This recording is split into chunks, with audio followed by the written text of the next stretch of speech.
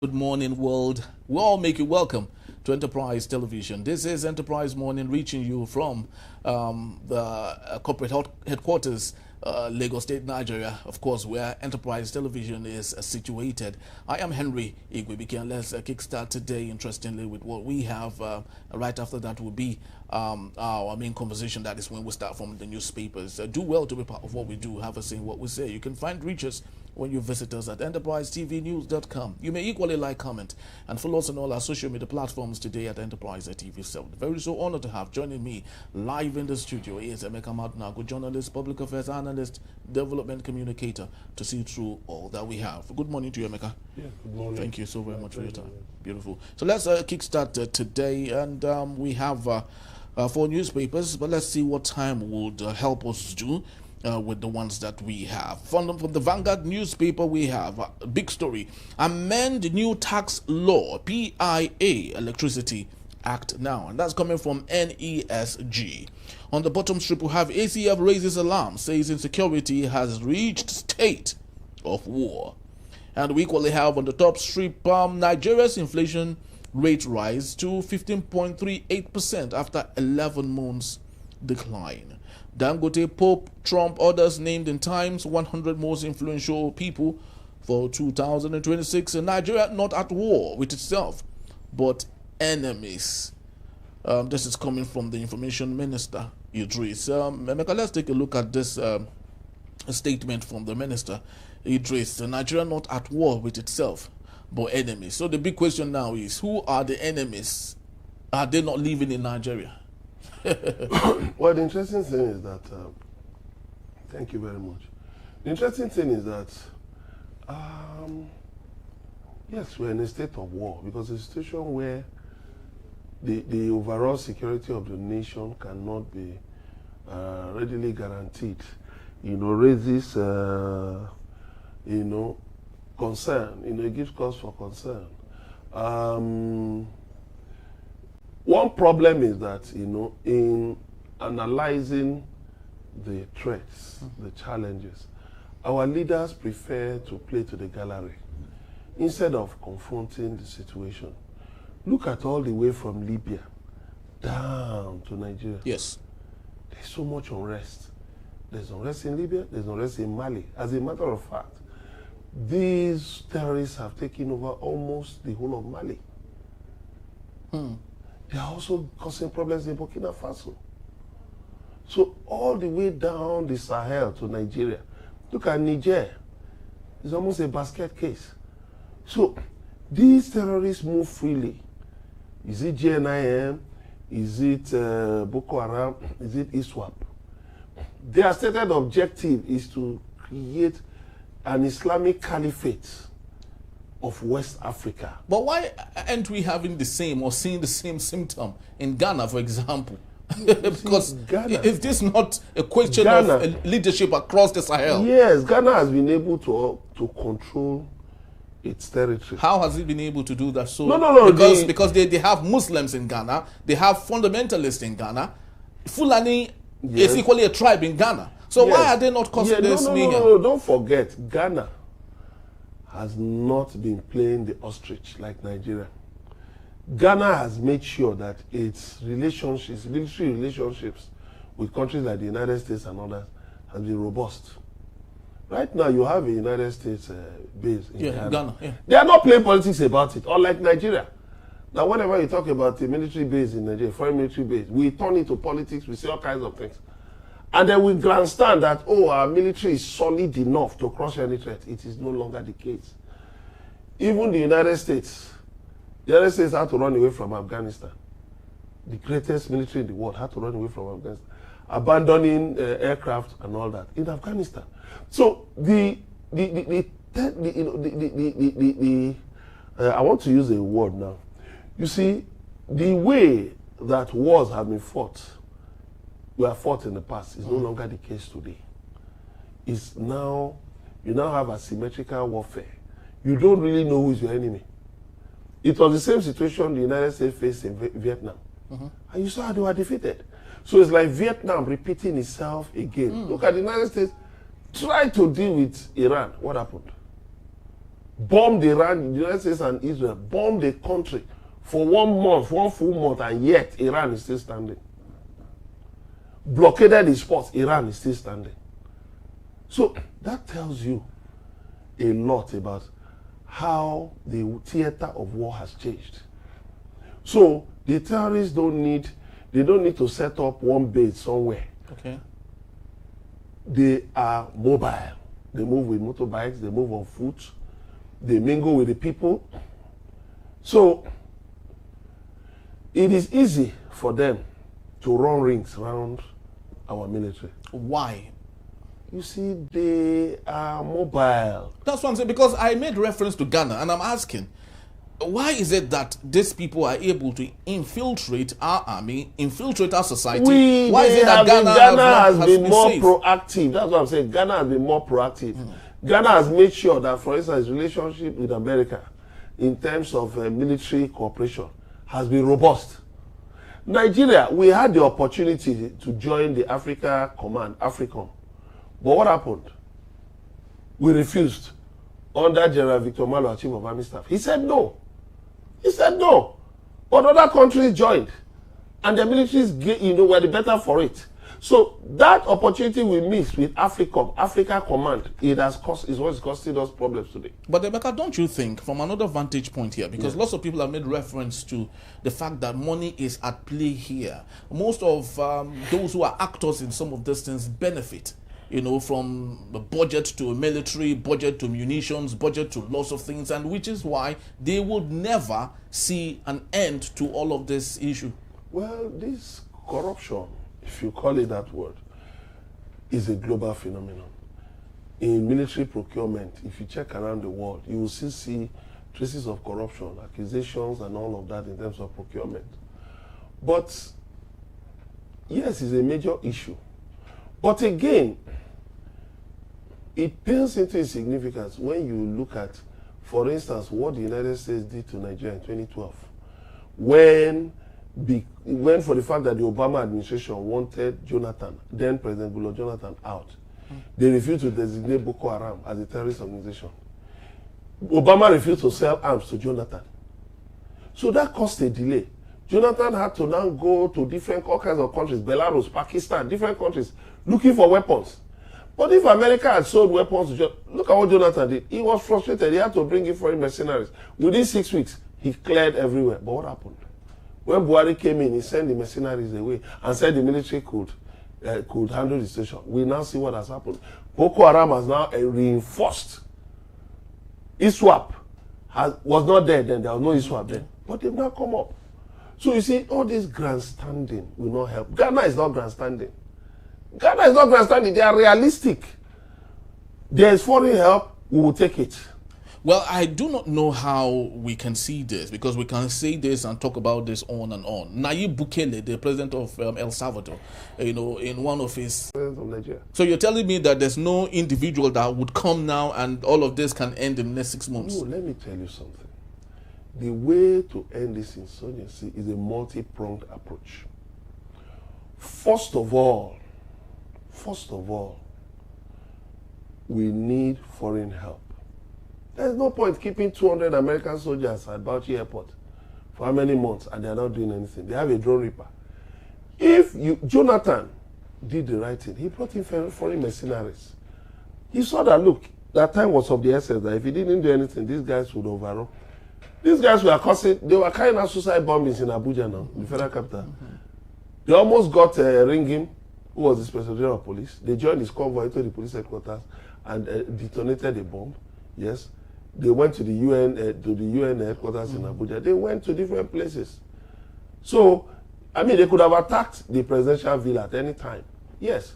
So, Jonathan was realistic. Our military cannot fight this war alone. Let us use mercenaries. And he used mercenaries. At this stage, if we need to use mercenaries, let us use them. To first of all, push these people back. Clear them off. Then we now get foreign help. The mercenaries are also part of foreign help.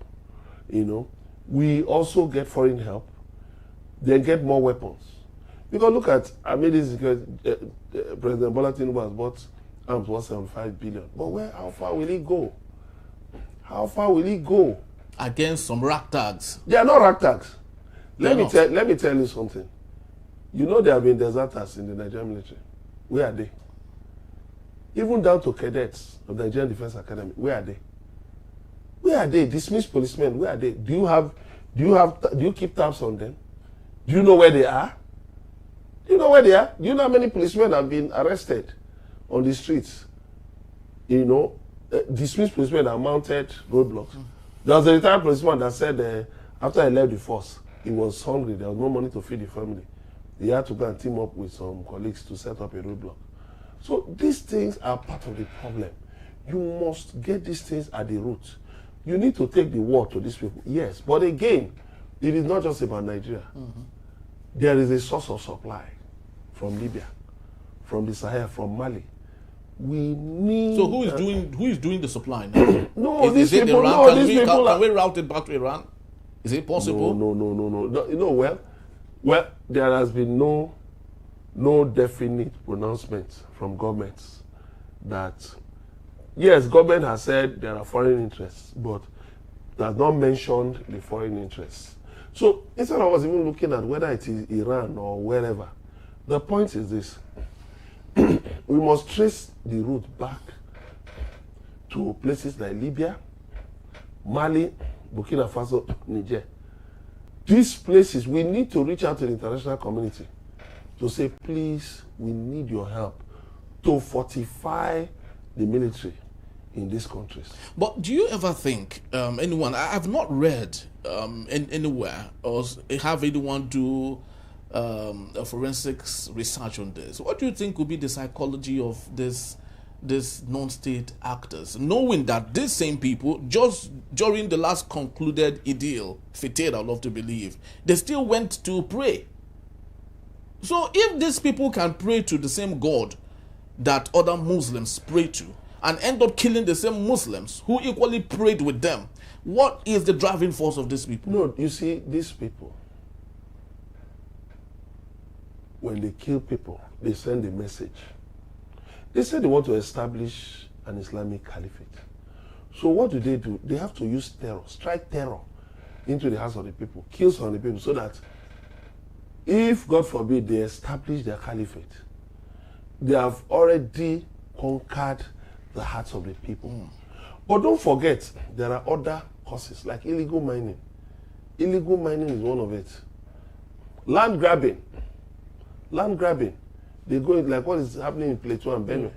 They go into communities, you know, strip the communities bare of the people, rename the communities, and settle headsmen there. That's another part of the criminality that's going to. So we must be realistic. You cannot be pandering to interests like Tinubu is doing, pandering to certain interests here and because of your political ambition. That will not work. The African Union must spearhead this fight against these people. You see, the man you mentioned in El Salvador, now this is the man who has brought out a decree, a law, that grants courts the power to sentence minors as young as 12 to life imprisonment. Oh, really? What kind of a leader is that? That's an irresponsible leader. A child of 12? What does a child of 12 know? What does a child of 12 know about crime? Somebody much older must have conscripted that child. And you are not making the child a culprit at what age? At an age when you know medical science says that the human brain is not fully developed until the person is 30. So what does a child of 12 know about crime, about terror? They are just victims of circumstance. They are victims, they are as much victims as the people they are sent to terrorize. So what those children need is rehabilitation. They need to be rehabilitated.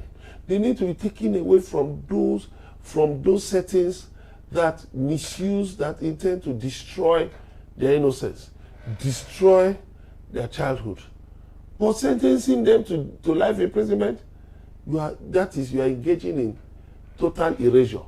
And I think the international community should tell the the man, whatever his name is, that no. Yes, we see you are fighting crime in your country, but you should also realize that things have limits.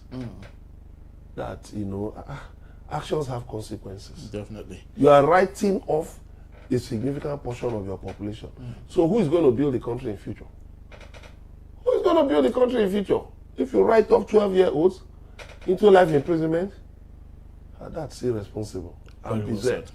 Very well said. Paul Ruto, rather, the president of Kenya, did say in one of his address to his people that African Union is just a figment. It's not in existence any longer. That Africa needs to overhaul itself. There still remains no leader who can champion Africa, who can champion the African Union and ensure that Africa gets to become a continent of choice, or a continent that should rival with its contemporaries. Unfortunately, Nigeria that should headline the defense of Africa is neither here nor there. We have a leader who has not been able to manage ECOWAS well under his tutelage. I love to believe ECOWAS didn't go down well, and why would anyone think that such a leader can propel Africa's unity and greatness? So we have so much to harvest, but there are no people to help us do that, unfortunately. We hope that in the future that the posterity would possibly give us leaders that would champion the cause of Africa and take Africa from where it used to be to somewhere that would be good enough for the rest of the world to see and appreciate. Emeka will still be here to take us on our main conversation. When we return, Atiku signals readiness to back consensus candidate. That in a bit. Enterprise morning it is. I'm going to I'll be right back.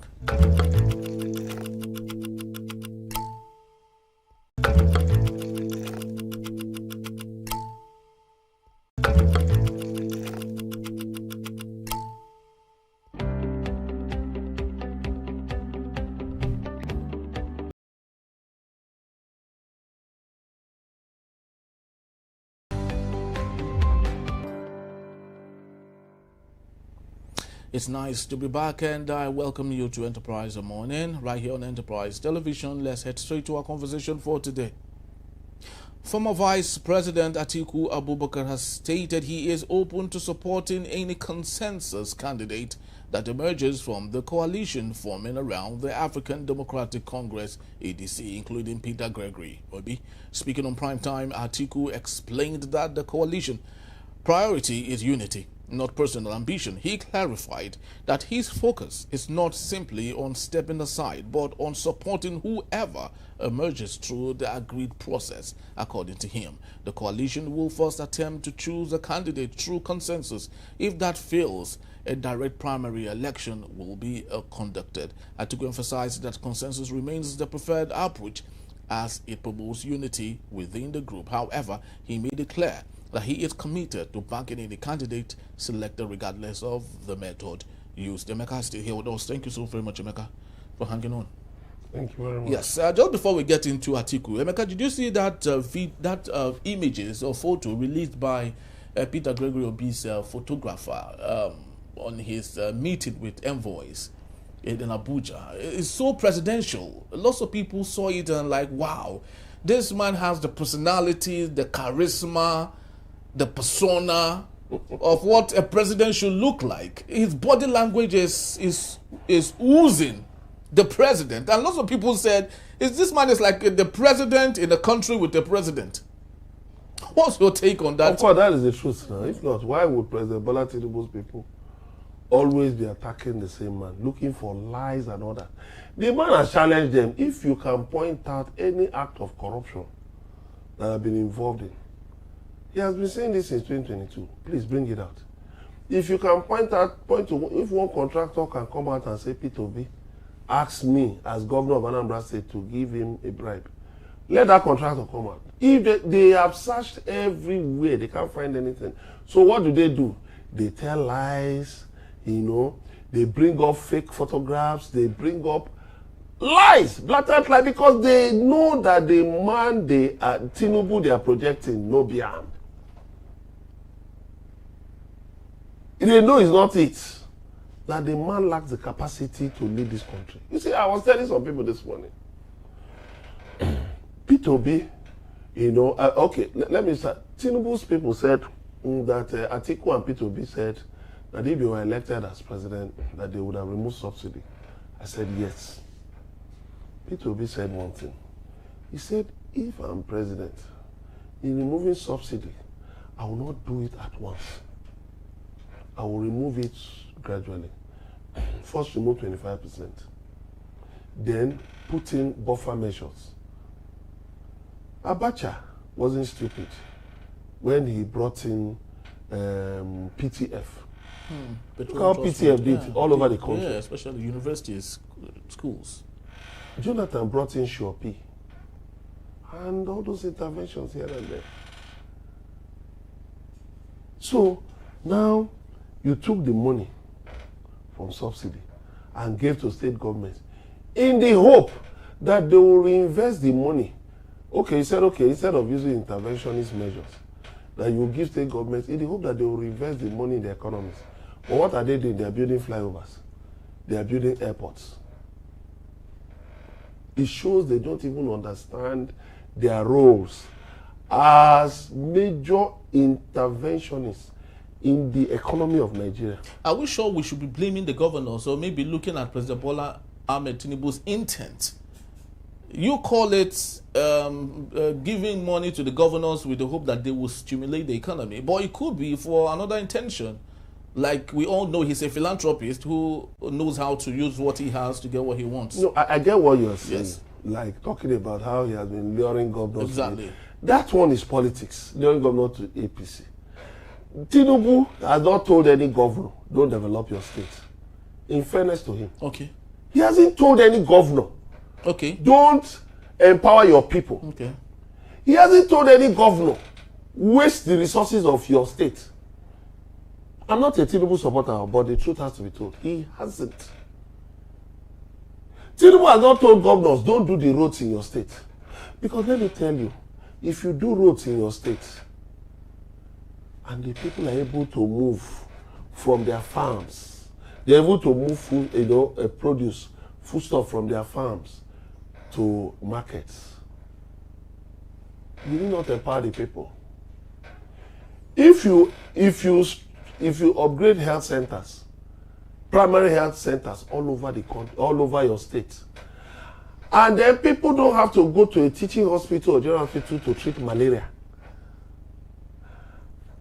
Even something like traditional birth attendants, if you upskill them, if you empower them with skills, they can take deliveries. Yeah. So you can reduce infant mother and child mortality in your state.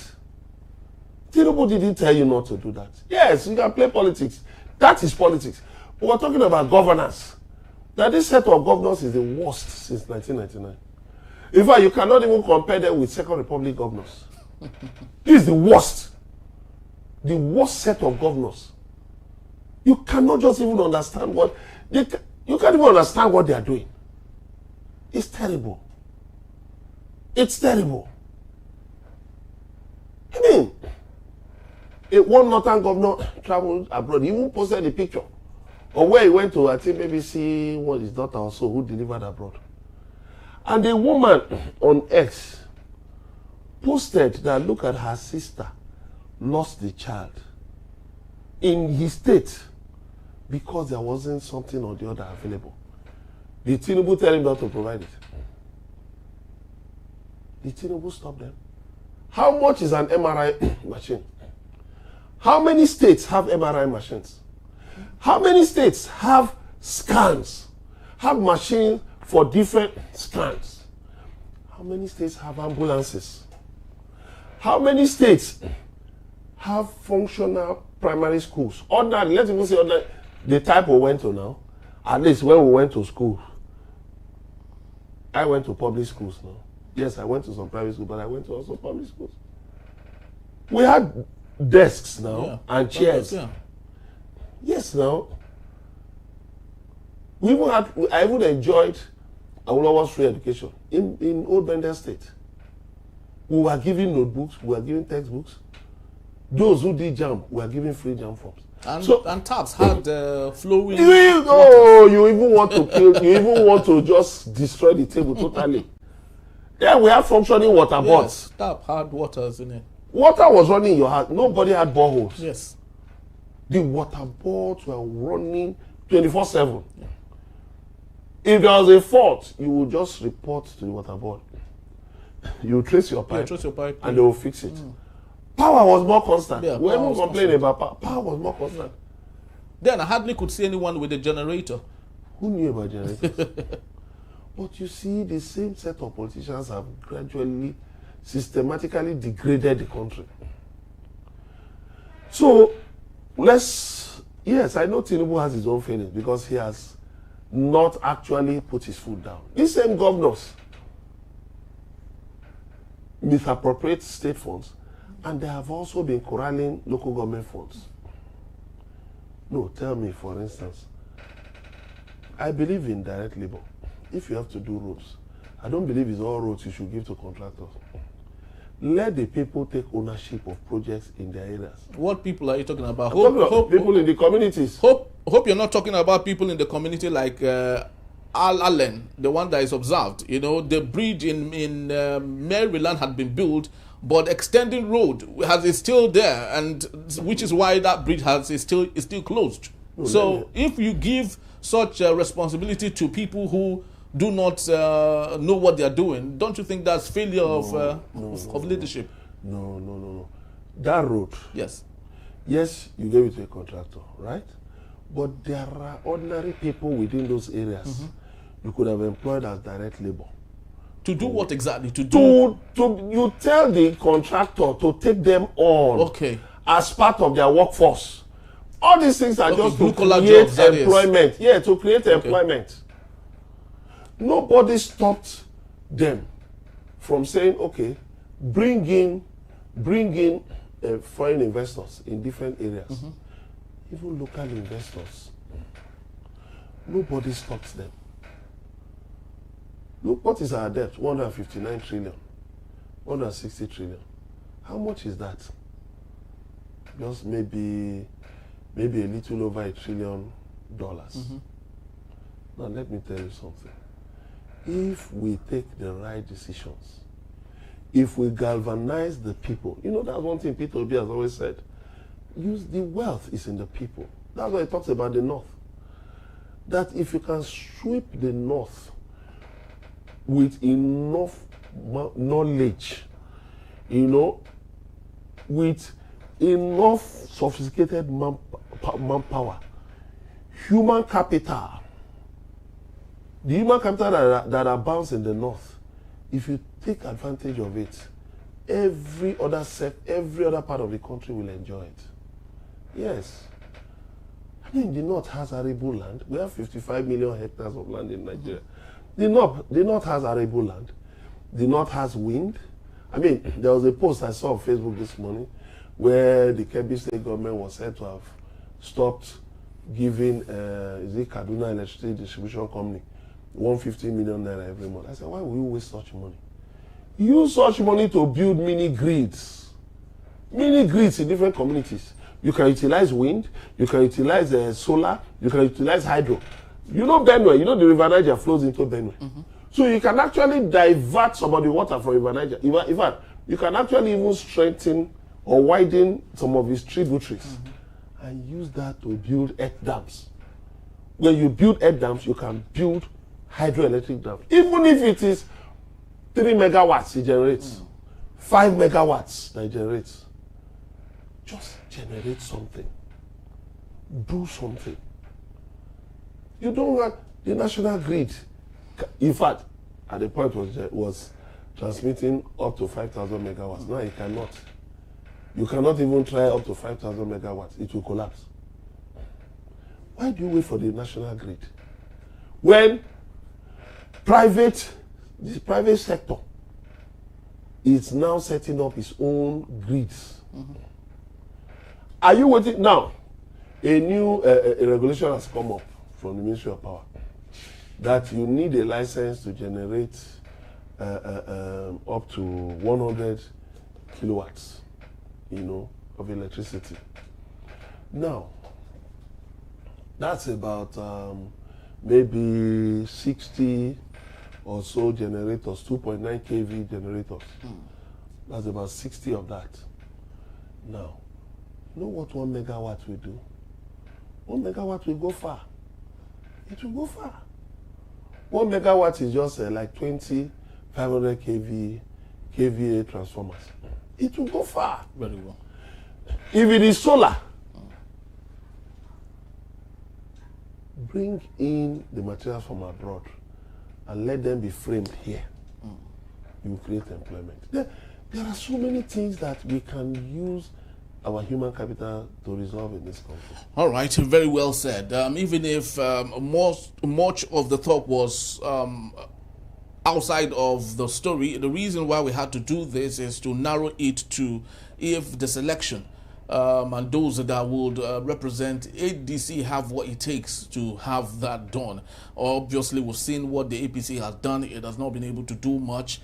We're having this discussion with the hope that those who might represent ADC, would they have the gusto to get this going on? I would wish that we talk some more, but that's about the time we have. Thank you so very much, Emeka. Thank you very much. I appreciate you. All right, we have to leave it. We have to say thank you equally. Please do well to follow us. You can find us at Enterprise TV 7. I am Henry Gwebike. Have yourself a splendid weekday, and I'll see you on another episode. Bye-bye.